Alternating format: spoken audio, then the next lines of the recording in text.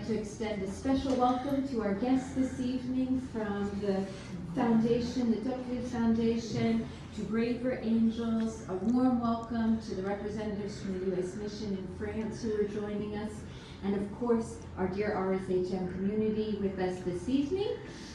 It is an honor for us to welcome this evening author Alexandra Hudson, the author of The Soul of Civility, Timeless Principles to Heal Society and Ourselves.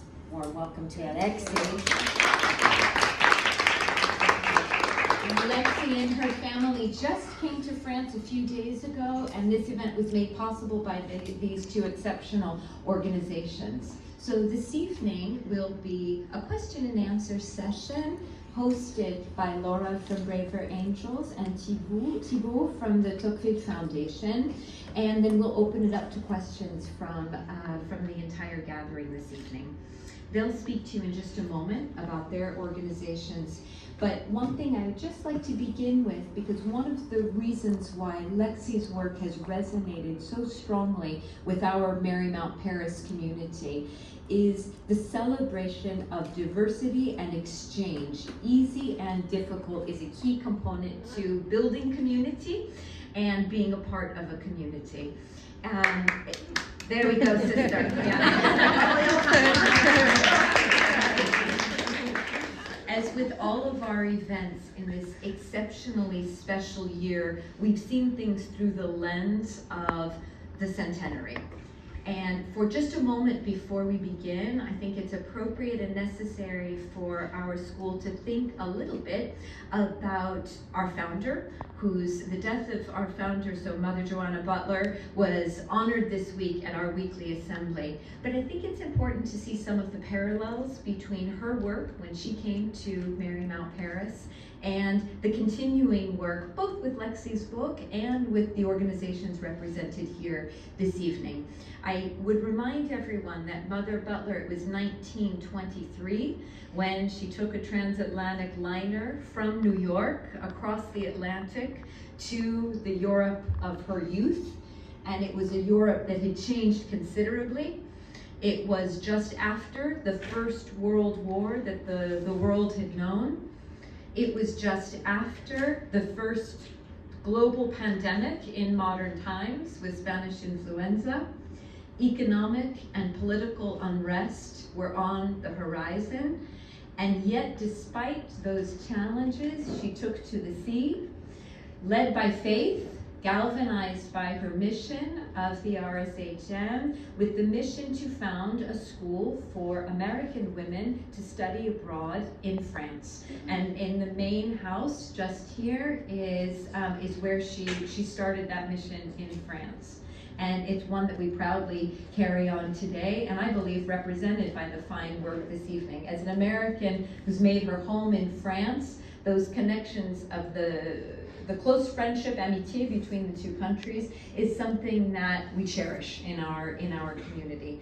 So this evening we find it particularly appropriate that in a challenging time, during political unrest and economic unrest, after a recent global pandemic, we reach out to one another in civility and in discourse, and working with organizations such as these. One brief anecdote, we were in the Cœur de Marie building. My colleagues Sophie and Owen have heard this anecdote before, but they're going to have to laugh anyway, because even if they've heard it before.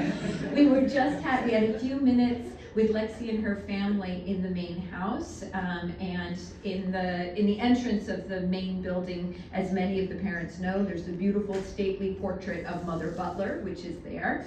And at the beginning of the school year, I was there with a group of grade 3 children, and explaining to one of the students that, I said, this is her actual home. This is where she lived. She lived between these 4 walls. She worked here, she cooked here, she slept here, and it was 100 years ago that she was here.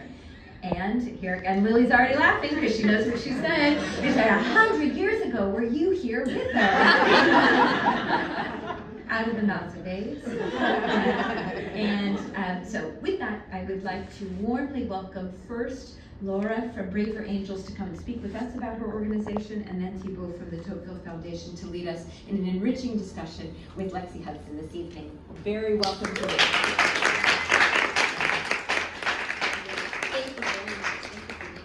Hi everyone, good evening. It's such a pleasure to be with you and to have Marymount welcome Braver Angels, to welcome Lexi, to welcome Thibault from the Toqueville Foundation, and someone hiding in the back who's also part of Braver Angels and was the reason for why we are here, Hillary Hodge in the back.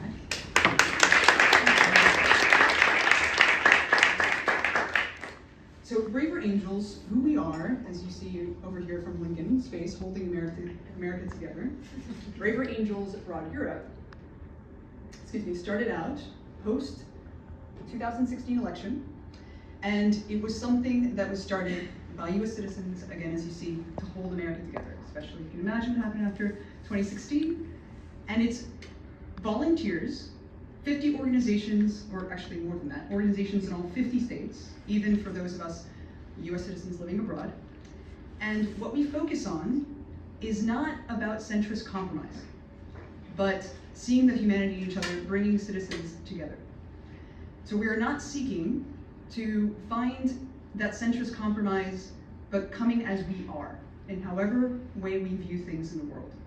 The focus, as Lexi will talk about from her book, is about civility. How can we disagree better?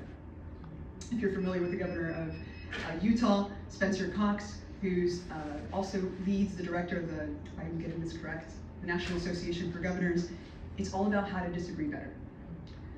How we do that at Braver Angels, we hold workshops, we hold discussions about books and films, we have debates, civil debates. We have one-on-one conversations that are guided for political opposites. And we invite all of you who are interested. We are trying to start a Paris Alliance. So for those of you that are interested in volunteering and how it is that we do things, we're grassroots. We are starting from the ground up. So whatever events, anything you'd like to create, we welcome you and your creativity to join us in that. There are our flyers and my card at the table in the back, and I welcome all of you to reach out after our discussion to learn more about Braver Angels. Thank you very much for being here tonight. Thank you.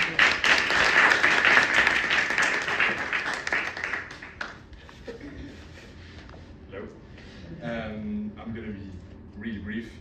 So my name is Thibault. I work for the Toqueville Foundation, which is, as you can all imagine, an organization created by the heirs of Alexis de Toqueville kind of in 2012 with one idea, which is to keep his intellectual legacy alive, not just in studies or in universities, but truly alive and truly incarnated through events and through also the use of his castle in Normandy. So we are kind of keeping the tradition of debate, friendship that he installed there alive, and we do it through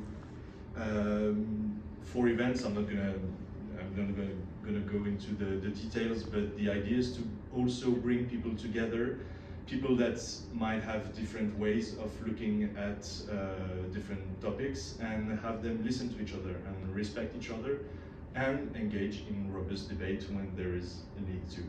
So we met Lexi a few years ago.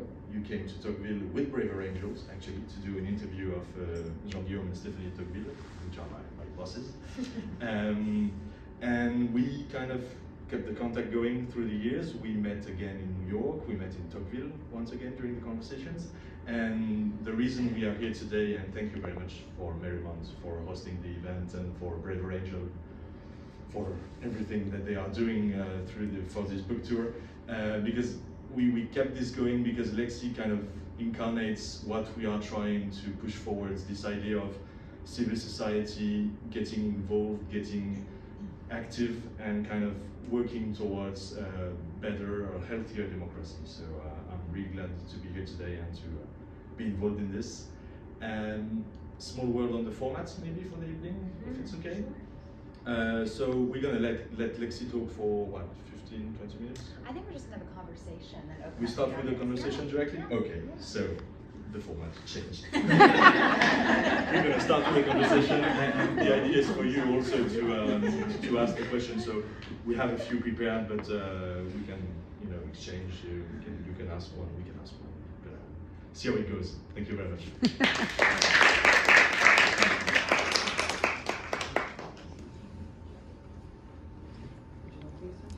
If you want. Just to get a sense of the audience, raise your hand if you are not a parent. A parent here or a parent somewhere? Parents in general.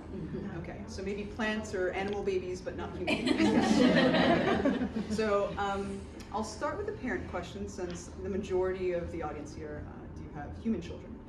And I wanted to get a sense from Lexi, because you have yours and one on the way. Thank you. You have a chapter in your book about education. And you have another chapter in your book that talks about how government, in trying to impose civility, it doesn't work. How it has to come from us keeping each other accountable.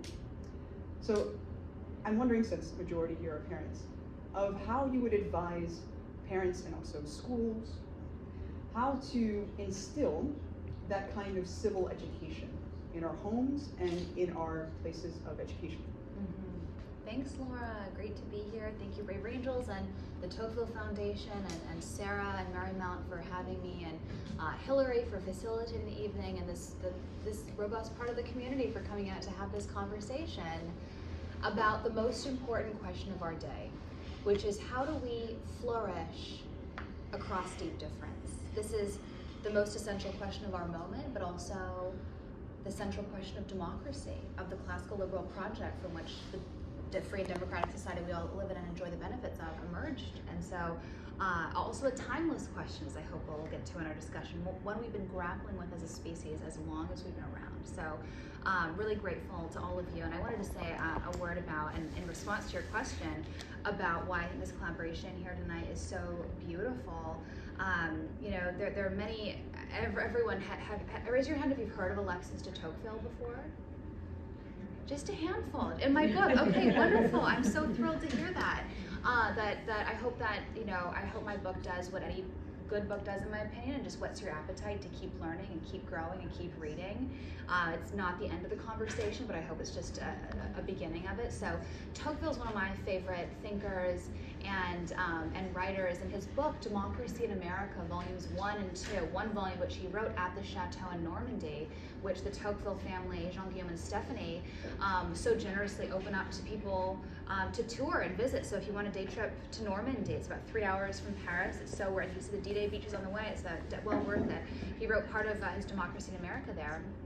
And it's one of these books that you can just study forever. It's very long. It's like 2 volumes, each about 1,000 pages, and every paragraph is just jumps off the page at you with like poignant insight and power and verve in a way that very few books do. It's the single best book ever written on democracy or on America. So if you care about either of those things, then this is the single best book that you can read. And one of his, so many insights, one of his core insights is about American civil society.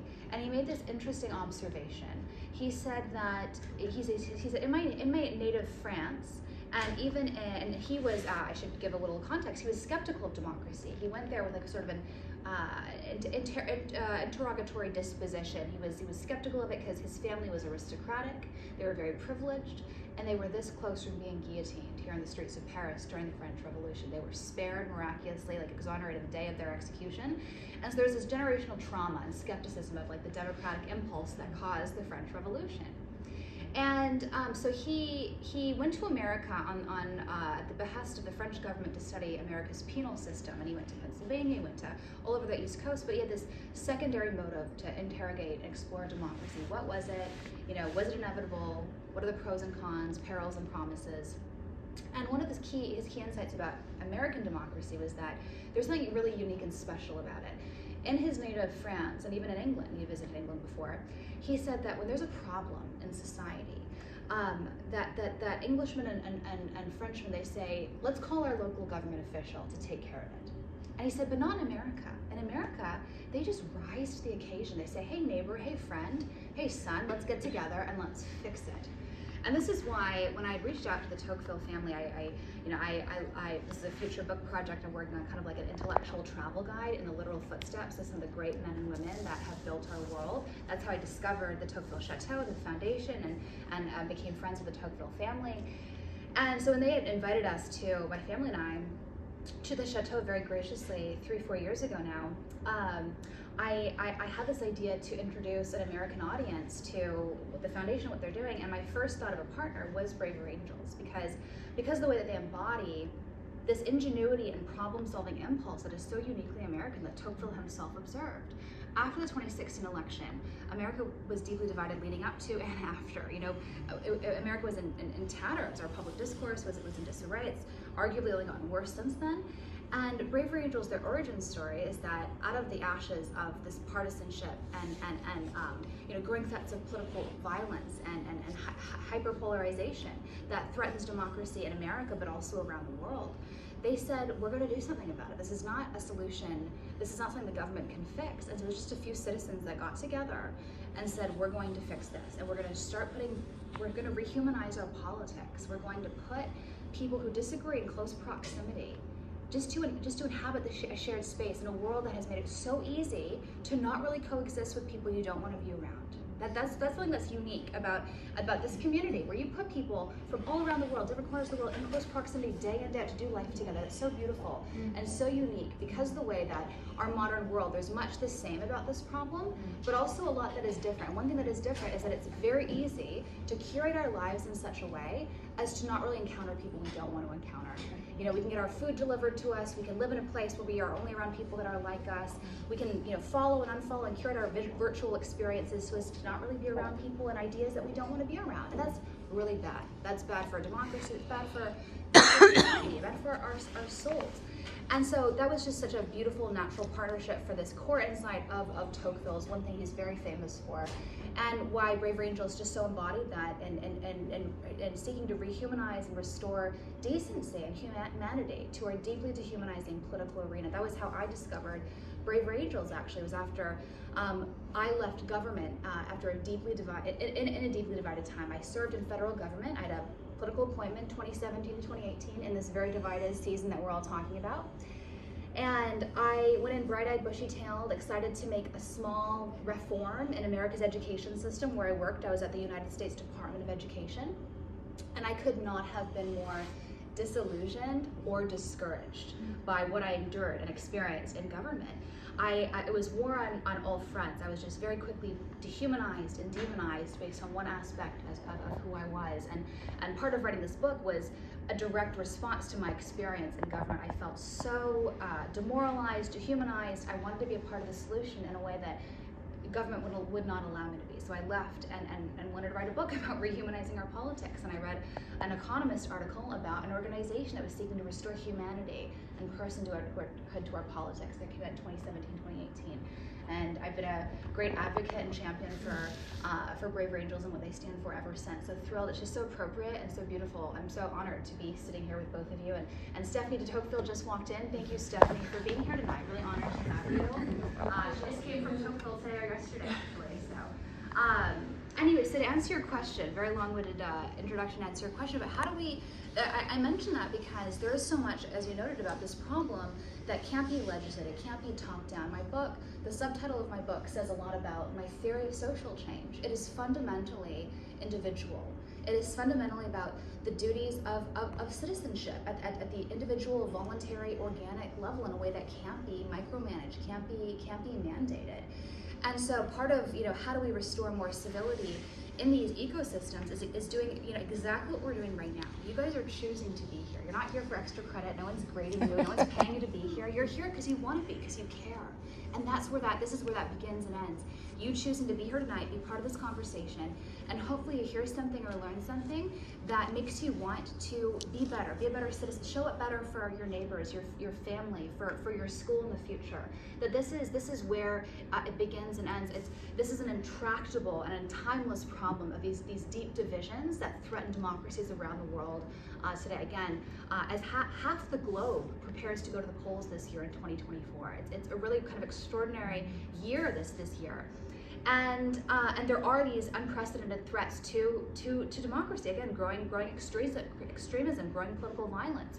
And it's like we can think to ourselves, we can feel really helpless. What can be done? What can we do about these big macro, problems? Homegrown terrorism, like all these things that are on our minds, that dominate our headlines every day. And the truth is, we have way more power to be part of the solution or part of the problem than we realize. And it comes down to, how do we lead our lives in our everyday? Are we allowing? Are we ensuring our lives? How do we use our the power of technology? Are we retweeting the incendiary? Are we being part of the problem and feeding the profit motives of media networks that profit from our rage and profit from hate tweets and hate clicks and things like that? Or are we, not rewarding that with our time and energy, and instead focusing on, like Hillary was telling me earlier, she does the media for Bravery Angels, and she's like, so many people think we live in such a toxic media culture, and she curates the Bravery Angels news coverage of her. She's like, I just immerse myself in like brightness and positivity, and it makes her feel like the world's not as bad as we think it is, and we can choose to do that. How are we choosing to use our time and rewarding outlets that do tell stories of hope and elevation? How are we leading our lives in our everyday? How are we showing up for our friends, our neighbors, our schools? This is a core message of our book, that every single one of us here in this room have way more power to be a part of the solution than we realize, and it starts with how we lead our lives every day. Okay. So much I want to follow up on, but I'm gonna maybe go back to the kind of way you are phrasing your arguments through the book. You're using a lot of references. It goes from Jerry Seinfeld to Gilgamesh, through the publicity in the subway in Paris. So there is a lot. But you talk a lot about history, and you identified history as being both cautionary and comforting. So what's, in your opinion, the role of history today, and is it possible to, for our policymakers, to use history when we have so much different references and things that we identify to? It's a great question. History, especially in the American context, I'd be curious to hear from those of you who are francophone and who now live here in France, the extent to which history has been weaponized and become a forefront of the culture we're here, because it has been in America, how we teach our history, whether we vilify, who we praise, who we vilify, taking down of monuments, and so anyway, that's really interesting, because yes, history has become one of the many fronts of the culture war, but it's so important. One thing I love about being a student of history is that you realize that there's actually very little that is new under the sun. That the book of Ecclesiastes in the Hebrew Bible was quite correct. That as Mark Twain said, history doesn't necessarily repeat itself, but it rhymes. That human nature doesn't change. And a story I tell in the book that shows this, like, we think that division is bad, but today, between public leaders, between media and politicians, on all fronts. But I tell this story from the 1890s. There was a congressman who, a local kind of Washington, D.C. reporter had exposed him publicly for cheating on his wife. And this congressman had to resign in disgrace. And he never forgave that reporter for exposing him and his infidelity and causing the end of his career. And he basically stalked and haunted and bullied and harassed this reporter for years and years and years. The congressman's name was William Talby, and the reporter's name was Charles Kincaid of like the Louisville Gazette or something like that.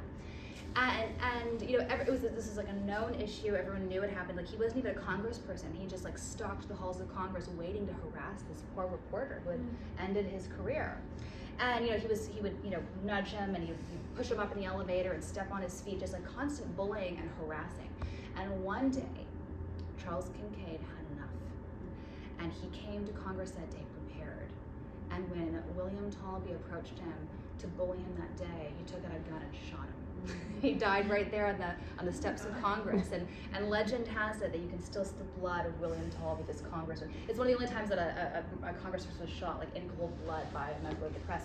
He was, arrested but exonerated because everyone knew how horrible this congressman had been towards him. So what I love about stories like that, and there's so many gems like that, like just stories that they show us that history, that life together is hard, it's fragile, it's been really bad before, like I think we can agree that's a low, like that when a congressperson is shot in cold blood on the steps of Congress.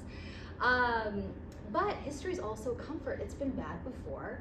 It's not as bad as it could be, like especially in the American, the French, there's been revolutionary wars in both contexts. We've had the legacy of colonialism that's no longer a thing. Slavery in America is no longer a thing. Jim Crow law, things are getting better. They're not perfect, and we're all, there are many people that are working together to create this more perfect union that Abraham Lincoln promised. But the reality is, I love studying history for the way that it grounds us. One word I think that is totally abused in our world today is this word unprecedented, especially during the age of Donald Trump. We heard that all the time. This has never happened before, and there's very little actually, but it's never happened before. And if you're a student of history, as I am, and as I hope all of you are, and as my book is grounded in it shows that there's very little that has not happened before. There's really very little that is actually unprecedented. And that there are reasons to be worried about this issue. There's a reason I wrote this book right now. But that there is this beautiful body of human wisdom with timeless secrets for how to do this thing called life together across difference, that people have come to independently over time and across place. It has been shaped by many minds over time, and that we don't need to reinvent the wheel. We can revive these secrets, revive these timeless principles for doing life together across deep difference, even when the stakes are high. So that's the why for history in the book. Would you be all right with offering questions from the audience? Would anyone have a question they'd like to ask? Yes, ma'am. Could you say your name first? Yes, thank you so much. I'm so excited to be here. Lillian Maltuzzo, and we met at the last Toqueville event. Yes, so thank you so much for joining. I have a question about what I'm thinking about calling hidden civility. Because from my experience in government, and I spent a year on the Hill in Congress, in a deeply divided Congress, but there were moments of real humanity and civility that were hidden between very opposite ends of the spectrum, that when I asked my boss, gosh, this story needs to get out, that the senator's father died and we held the vote to not vote and miss that person that would have been in the favor of the other party. But as a gentleman's agreement, they were like, we can't do that, it would be wrong. And I thought, this is a beautiful story, can we share it? And they were like, absolutely not. Because God forbid we share that beautiful moment of civility in partisanship and beauty on this and social media. And I went away, and I'll never forget feeling devastated that this is what we've maybe become, taking off my government hat of how can we show that story, and how I thought if the American public had learned of this, there'd be a moment of hope that you talk about. It's such a great story, and there are these, if you put on your cynical hat for a second, you can, and I've seen memes and conspiracy theories about all of these public foes that are secretly best friends for the purposes of partisanship, because it pays to, and it's all theater for the spectacle, for the benefit of the public to accentuate the differences of the other side, and to not be seen as soft and fraternizing with the enemy. Behind closed doors, you drink together, you eat together, and you're good friends. But it's really interesting. There's this story I tell in the book about civility, a series of civility summits that happened during another season of polarized Congress. What years were you there? I was there in 2018 and 19 on the Senate Foreign Relations. Okay, so this was a few decades before you. In the late 1990s, 1996, 97, 98, it was thought, and I'm talking about the American context, this is where I hail from, it's what I know, it's what the book focuses on, although it has implications for democracies everywhere, and which is part of why we're here on tour here, hoping that it gets translated into French and distributed in here in France. So that's the aspiration for this European tour. So again, thanks to Toqueville, Bravery Angels, and Marymount for hosting this. But the late 90s in Congress, were universally thought as the most uncivil. It was a low watermark for civility, they thought. And something had to be done. And amazingly, something actually was done. An unprecedented amount of political and social capital and philanthropic capital was harnessed and leveraged and deployed to combat incivility in Congress that was crippling democracy. And so the Pew Charitable Trust gave almost $1 million that was administered by the Aspen Institute to underwrite a series of these civility summits. So all of Congress and their families were invited to Hershey, Pennsylvania in 1998 they rented a big camp, and almost half of Congress came, most of which came with their family and their children. Half the time spent at this camp in Hershey, Pennsylvania was just free, unstructured free time and play, eating together, drinking together, playing games, and rehumanizing the other side. They weren't just your enemy on the floor voting opposite you. They're actually their wives or husbands, their fathers or mothers. They're people, and seeing them in the fullness of their humanity, and restoring those fragile bonds of civic friendship that Lincoln talked about, that passions had strained those bonds in recent years, but this was a really beautiful time where they were restored. So half the time was just unstructured free time and play, and the other half was Congress, the members were there sitting down together and brainstorming institutional reforms. How can we restore more comity and civility in our public life and serve our constituents better, serve our country better? And everyone who attended that came back and said this was a resounding success. Tip O'Neill said, who is the opposition, and Newt Gingrich, they said, who is the leader of the GOP at the time, said, the Speaker of the House, we need to do this every year. We need to just restore these civic bonds that are so fragile. And for a moment, people thought there was hope for civility in American public life. And then guess what happened? Anyone guess? Late 90s. Impeachment. So the Monica Lewinsky scandal broke. Okay, and so all of a sudden, all bets were off once again. Here was an opportunity to expose the enemy at a point of vulnerability, to impeach the opposing president, and it was scorched earth once again.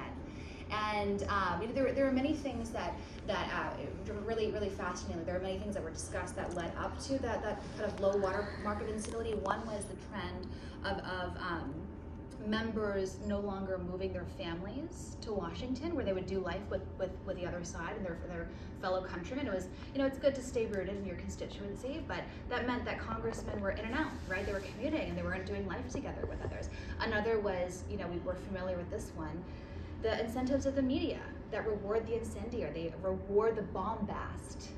Anyone who's going to get up and yell at the other side is going to get on MSNBC or Fox News, always, And so all these things that we're familiar with were talked about a few decades ago, and they were thinking, how can we overcome that? What can we do? Institutional, cultural barriers to, and so what I love about this story is it shows that civic bonds are fragile. But that's the lesson, that they actually can be restored. They were restored in just a few days together. Everyone who went there said, maybe there is hope. Maybe we can do this thing called democracy and life together with others, which, as Toqueville noted, it has high promise, but is perilous and fragile. But it is fragile in the moment, and if it's not protected and sacrificed for, those bonds can be lost. And another key insight from that story is that even, my book is about, it's not about politics really, it's about the individual. It's about that which is below and above our political life, but which supports and buttresses our public life. And, even when talking about members of Congress and hyperpartisanship there, I focus on the individual relationships between members. That is what will remedy, the hyperpartisanship, no longer allowing oneself to fall prey to seeing the other purely through a cheapened simplicity of one aspect of who they are, whether they're Republican or Democrat, whether they're pro-abortion, pro-Trump, whatever the issue is, that is what the world wants us to do. There are all these pressures around us to essentialize others by one aspect of who they are.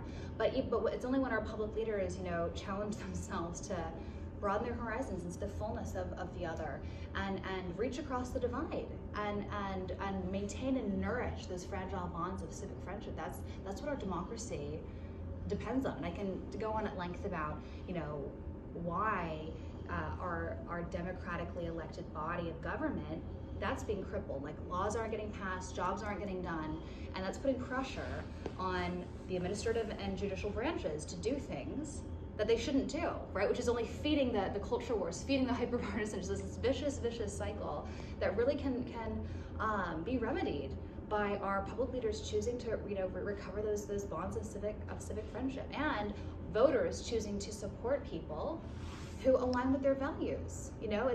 That we have way more power. This is the beauty of a democracy. The citizen is prior to the regime. That we, again, have way more power than we realize. And if there's a leader who doesn't align with our values and doesn't represent us well, then don't vote for them. That's power. There's great power in that. So yeah, thanks for that question. Does anyone has another question? Yes, question. Yes. And we talked about this earlier. And there's a section in the book where you talk about the larger society generating the civility within each other, but building that trust and on a smaller level between each other, so that you can have those civil relationships. And as a school and as a PTO, meaning all the parents here, how would you suggest that we go about, just at a basic level, just regaining civility within our community and gaining trust within each other? I'm sorry, was everyone in the back, were you able to hear the question? Maybe I'm going to repeat one, So how are we in a smaller community like this able to regain trust? Yes. And how can a PTO and a local ecosystem? Yes. Where do you begin? Yes. I have your answer. Buy the book, bring it together. Restore those civic bonds and friendship through having a shared prism, a shared kind of conversation, a shared basis for which to have conversation.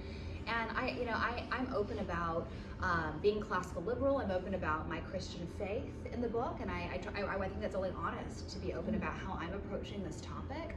But I did my utmost to do justice, and I wanted this book to represent the human condition, the timelessness of this problem, and so I didn't want it to be co-opted by one side or the other, and I wanted this to be a tool of conversation across deep difference, that people, progressives could find things that they agreed and disagreed with, that conservatives and classical liberals could find things that they agree with and disagree with. I wanted to be this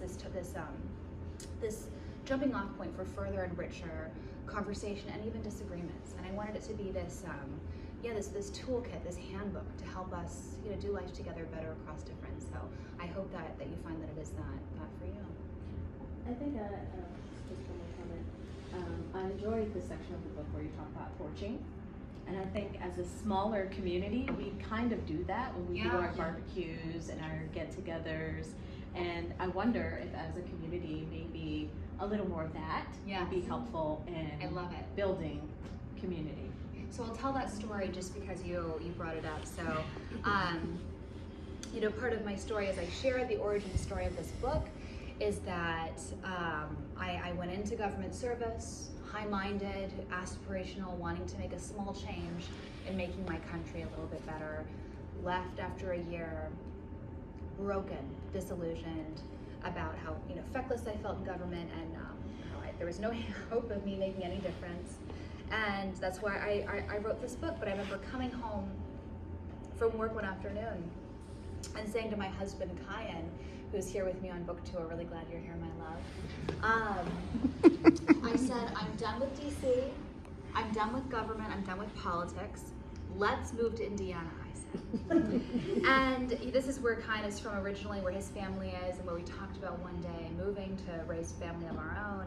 And my husband says, okay, sounds good, we'll move to Indiana. No take backs. And a few months later, we're out there, and it's been almost 6 years now. I think 6 years this month that we've lived there. And one of my first friends, when we moved to Indianapolis, was a woman named Joanna Taft. She came up to me after church one day and said, hi, I'm Joanna. Would you like to porch with us sometime?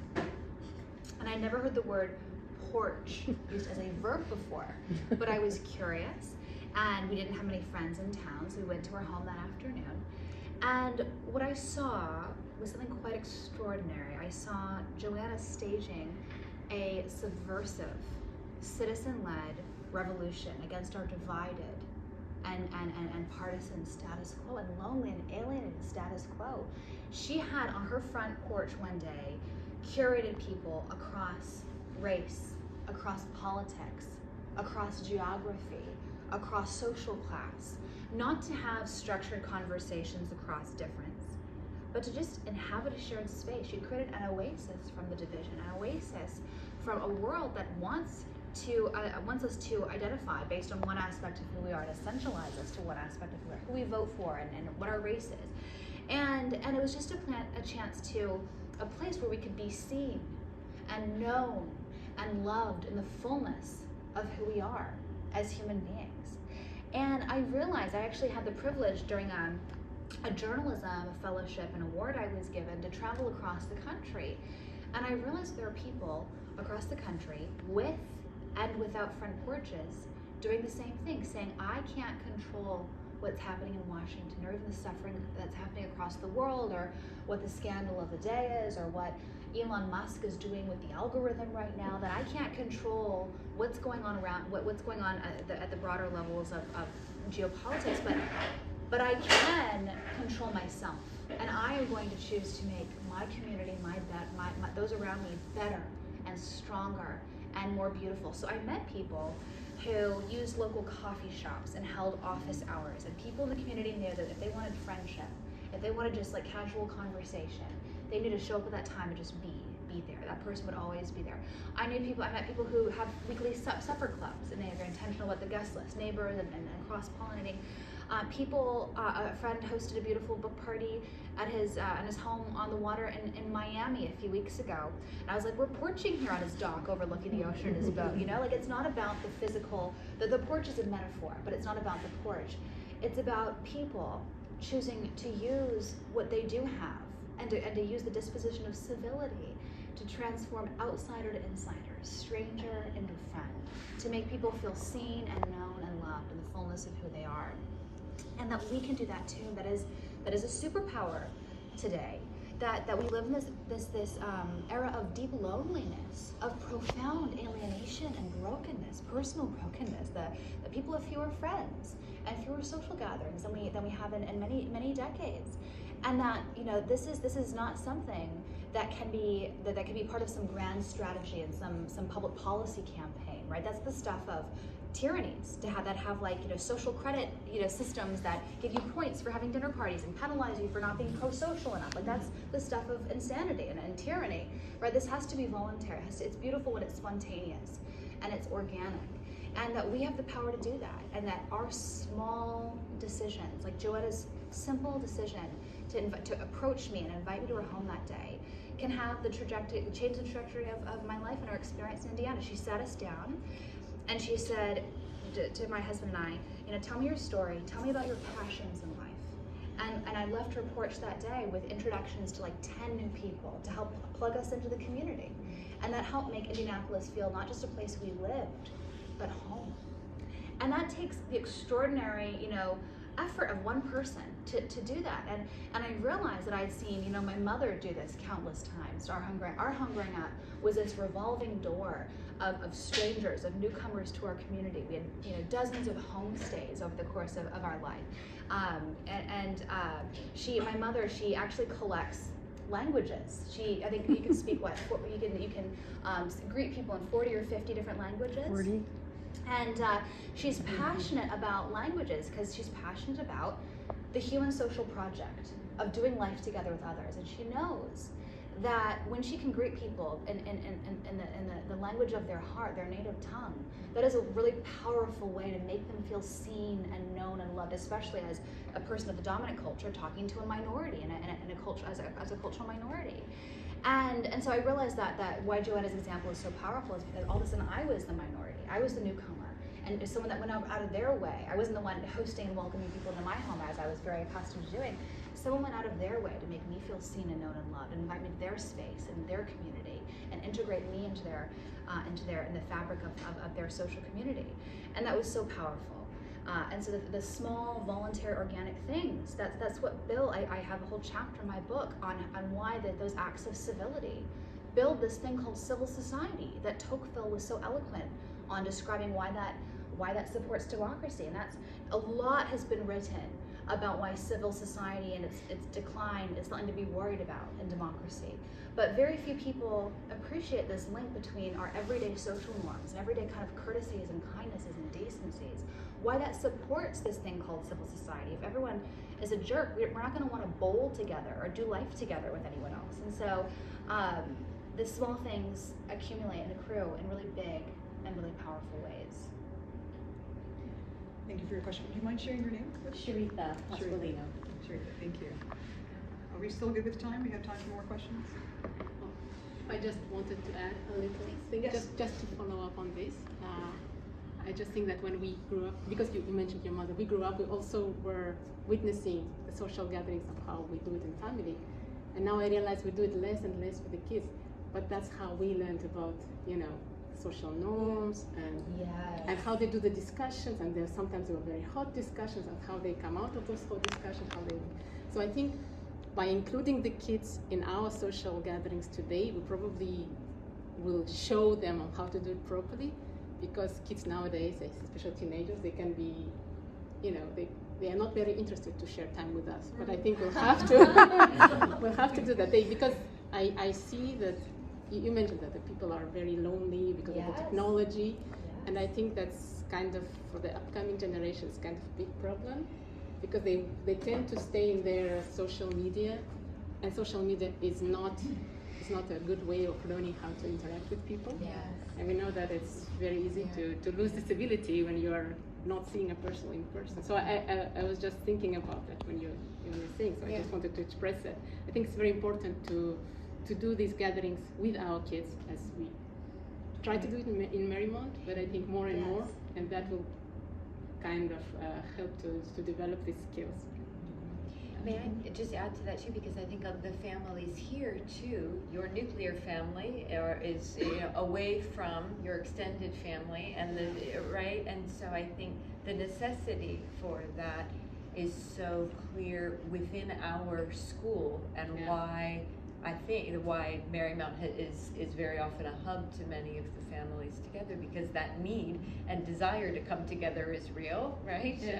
But I think it speaks specifically to the point you made. So it's it's a human need, and I think for families who choose to live away from their home country, it's an accentuated need too. Well, I think it's a great point about how there needs to be this partnership between classrooms and schools and educators and parents, right? That's why you chose to send your children here, because it's an institution that aligns and is an extension of your values, your core values as families. And I was talking with Lisa today about how even the best educators in the world can only do so much if they send their child home to an unstable environment, or to abuse, or to where all that work and positivity and growth is undone, right? And so there has to be, this is all about, and this is what I was talking with Lisa, and what Sarah and I have been talking about, and what I've been talking with other leaders about, like, what does it look like to create these ecosystems and sustain them? Like, I've written a book that I hope is a guide and an encourager and a motivator. But I mean, you are the ones that are on the ground every day. You know your local realities, and how can this be a tool for you to take these ideas that are up here and put them into practice right down here in the classrooms and in your home life? And how I hope that this is a conversational tool to help create these ecosystems that are powerful and will heal our very broken and divided time.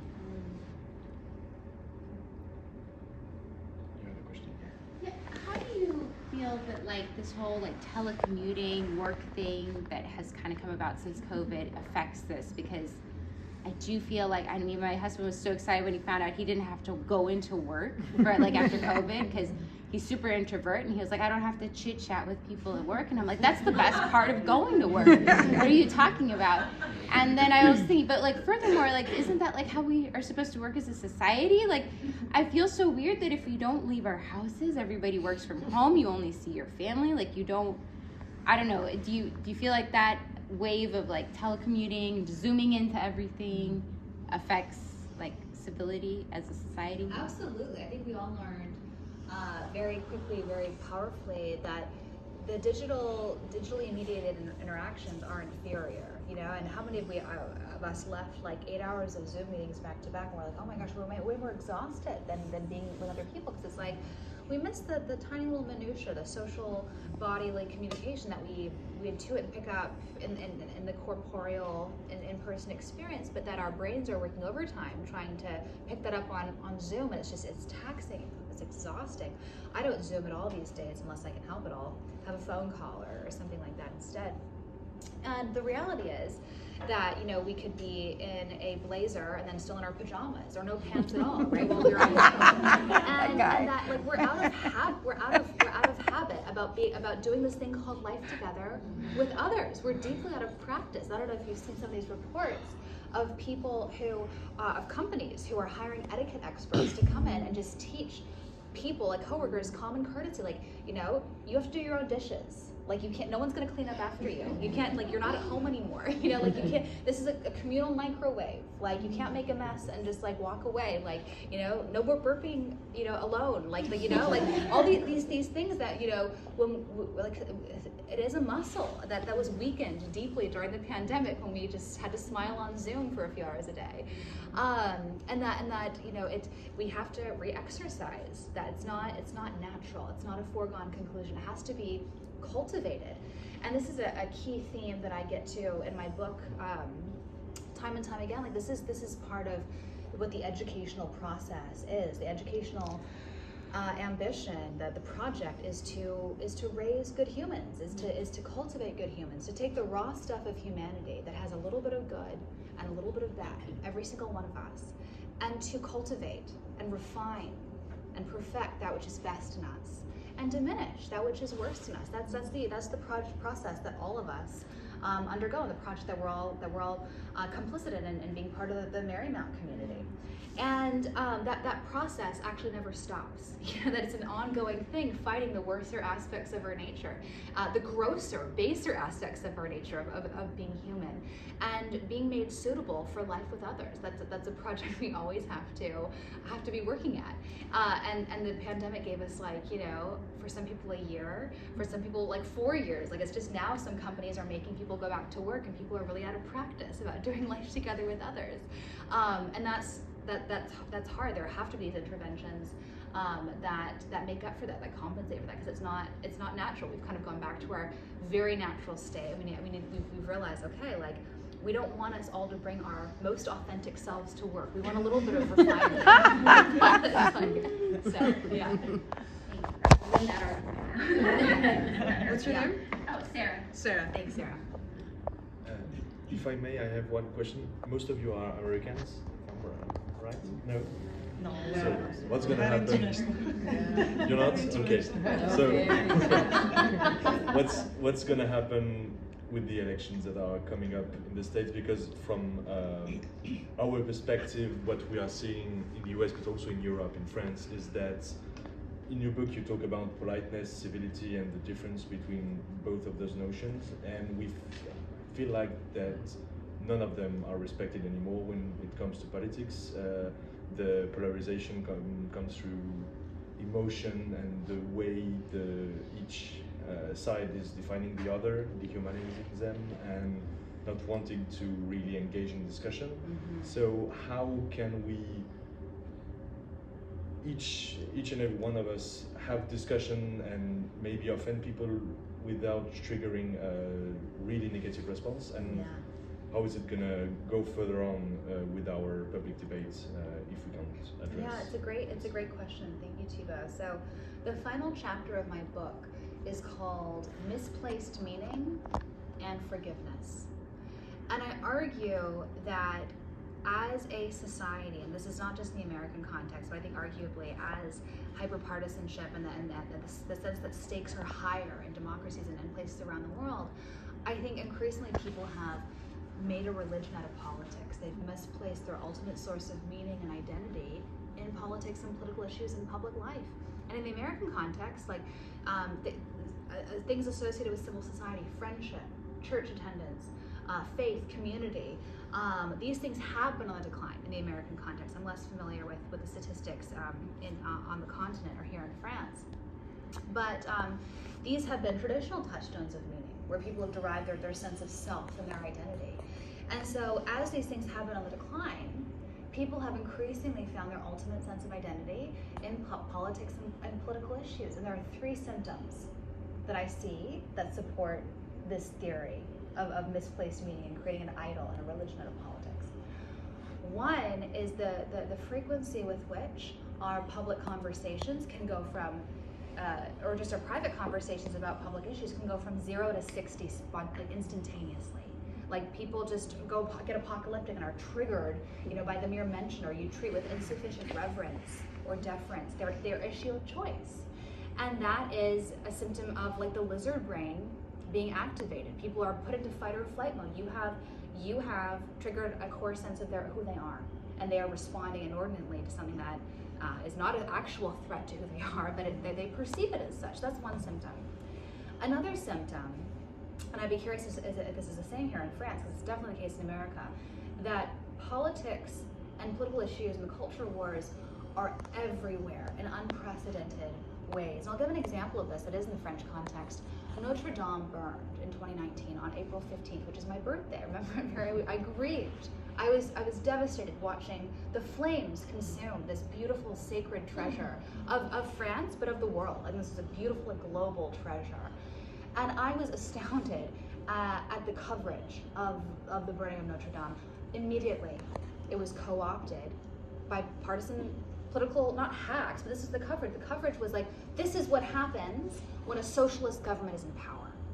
And this is what happens when there's not enough money dedicated to historic preservations or public institutions, right? So immediately people saw this tragedy through the lens of their politics. They couldn't just say, oh my heavens, this is a tragedy, and leave it at that. It had to be, okay, here's something, and here's an opportunity for me to further my agenda and further my talking points and hate on my enemy. And this has happened in so many areas of life. Where we send our kids to school, where we choose to live, where we choose to get our news. All of these kind of have a political valence to them in a way that they didn't before. And another example is during the American Super Bowl a few months ago. The coverage the next day was not about who won the Super Bowl. It was about whether Taylor Swift was going to endorse Joe Biden, like everything has become political. And something as beautiful as Notre Dame or even sports that used to be this place where people could surrender their differences for a moment and come together. We were Reds and Blues, Democrats, Republicans, all supported the same team for just a moment, like that's no longer the case. Politics is everywhere. That is bad for democracy, bad for our souls. A third symptom of this I see is the way in which longtime friendships, lifelong family relationships have ended over public political disagreements.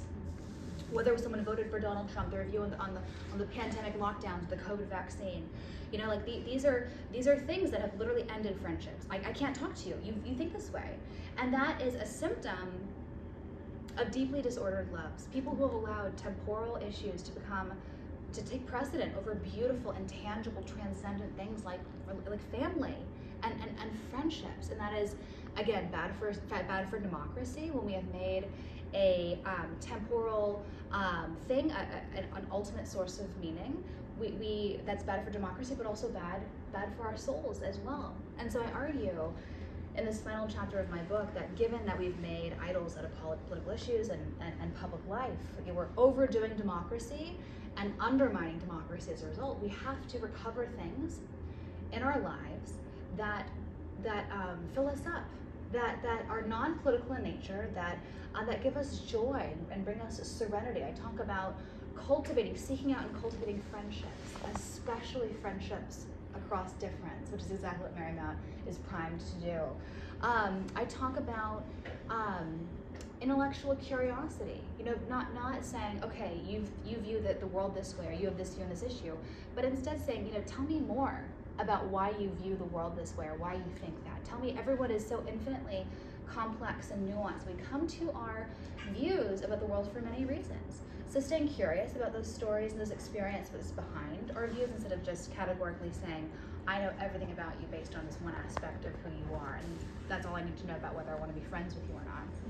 I talk about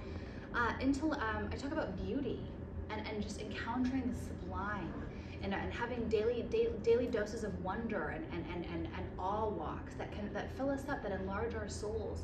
They displace our sense of self in really powerful ways. There's an Irishman who was an English member of Parliament named Edmund Burke, who wrote a beautiful essay called An Inquiry into the Nature of the Beautiful and the Sublime.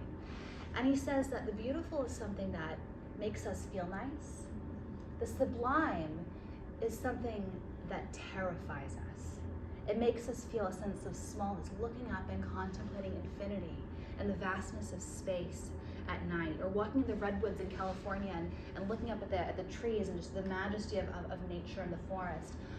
Waves crashing on the shore during a storm, or a thunder and lightning storm at night. These are things that remind us of our profound fragility as human beings, and they remind us that the universe is a big and vast place, and that can terrify us, but that's actually really good for us. There's a whole body of literature now on transcendence and on awe, and why we need that to kind of shake us from our complacency. It gives us a sense of, it helps us contextualize our daily, petty, quotidian concerns and struggles, and puts them in the context of the vastness of the world around us. It's so important for kids and important for us as well, where it's really easy to get mired in the day-to-day and allow these like temporal battles to become our ultimate ends and sense of meaning.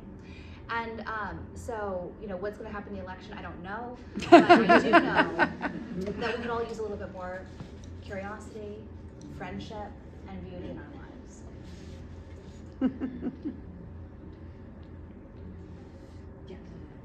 Is there a last question? Should we do one more? One more? Does anyone has Make one a more good one, question? folks. One last? Or open refreshment. Maybe you can tell us 3 things that we can do starting tonight to kind of bring more civility in our lives, some small things that we can improve within ourselves. Some small concrete takeaways.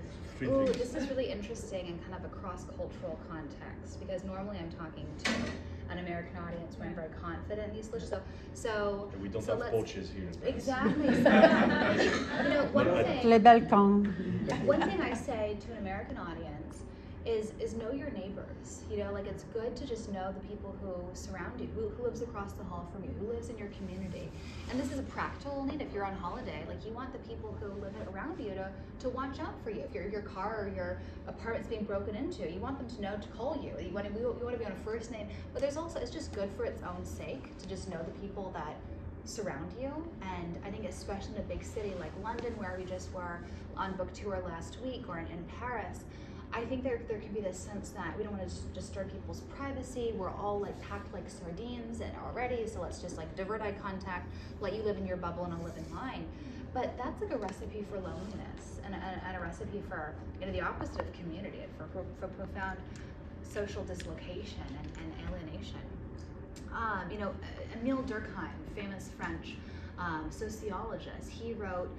He explored this really interesting question at the turn of the century, late 1800s, early 1900s.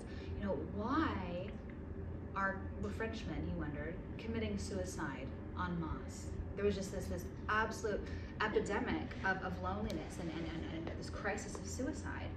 And he isolates the problem as being a crisis of social dislocation and anomie, he called it, this utter normlessness, where people all of a sudden, there are lots of social and cultural changes that were occurring at that time. One of them was industrialization and people moving from small towns where everyone knew everyone into big communities where no one knew anyone. It was just all anonymous, and people had this profound sense that they didn't know what was expected of them and what they could expect of others in society, and it felt deeply lonely. This deep sense of anomie, and people were killing themselves en masse.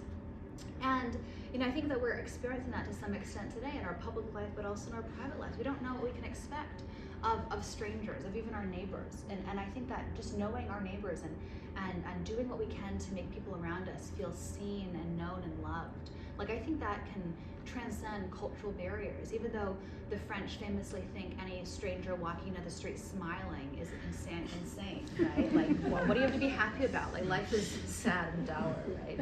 But there's something beautiful. There's something just timeless, and I think that transcends culture. And just like having a moment of like eye contact, and just it doesn't have to be a goofy big smile, but just like making someone feel seen and known. Wordlessly. The French are great at wordless communication. We're very loud and very, brash in America. But that's a beautiful thing. So knowing your neighbors and doing what you can to make those around you, the anonymous stranger, and the people you work with and see day in day out, just making them feel seen and acknowledging them. That can be really powerful. And porch. It's not about the porch. It's about doing what you can to reach across the divide. We were talking today about French Anglophone friendship, right, and how it can take time for French people to warm up for you. And a lot of you here are cultural minorities in a dominantly Francophone culture, right?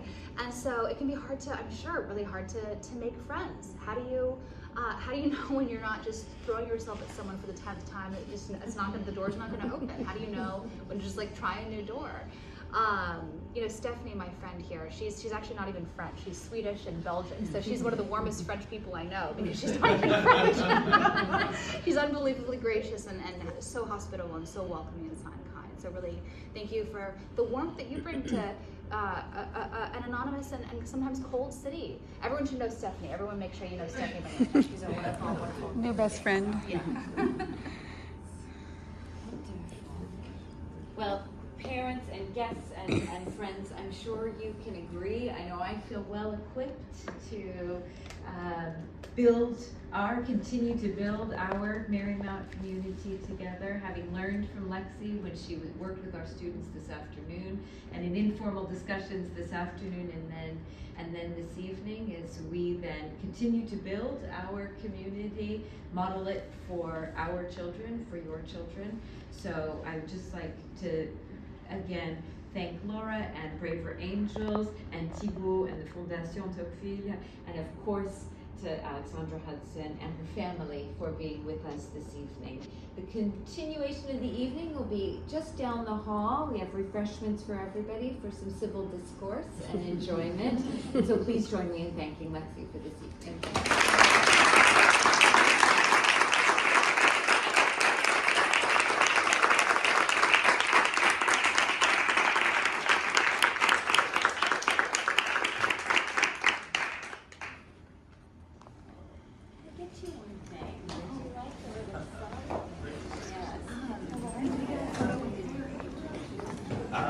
Right in there. Right in there. Oh.